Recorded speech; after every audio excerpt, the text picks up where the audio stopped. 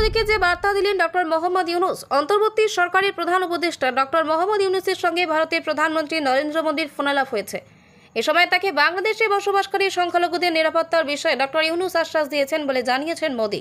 শুক্রবার এক্সে পোস্ট করা এক বার্তায় মোদী লেখেন, অধ্যাপক মোহাম্মদ ইউনূসের কাছ থেকে একটি টেলিফোন কল পেয়েছি। আমাদের বিরাজমান পরিস্থিতি নিয়ে মত বিনিময় হয়েছে। সেখানে একটি গণতান্ত্রিক, স্থিতিশীল, শান্তিপূর্ণ এবং প্রগতিশীল বাংলাদেশের জন্য ভারতের সমর্থন পূর্ণ ব্যক্ত করা হয়েছে।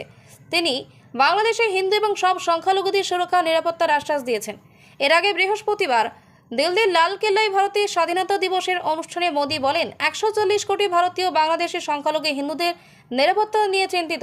ভারত সর্বদা বাংলাদেশের অগ্রগতির শুভাকাঙ্ক্ষী। আমরা আশা করি বাংলাদেশের পরিস্থিতি শীঘ্রই স্বাভাবিক হবে। ভারতীয়রা চায় হিন্দু ও সংখ্যালঘুদের নিরাপত্তা নিশ্চিত হোক। এই বক্তব্যের পর তিনি ডক্টর মোহাম্মদ ইউনূসের সঙ্গে কথা বলার বিষয়টি এক্স হ্যান্ডেলে পোস্ট করেন মোদী। প্রসঙ্গত, ছাত্র বিক্ষোভ ও গণ অভ্যুত্থানের মুখে গত 5ই আগস্ট প্রধানমন্ত্রী পদ থেকে পদত্যাগের পর দেশ ছেড়ে পালিয়ে ভারতে আশ্রয় নিয়েছেন শেখ হাসিনা। বোন রেহানা সহ বর্তমানে দিল্লিতে অবস্থান করছেন তিনি। তবে শেখ হাসিনা ভারতেই থাকবেন না কি অন্য কোথাও আশ্রয় নেবেন তা এখনো পর্যন্ত স্পষ্ট নয়।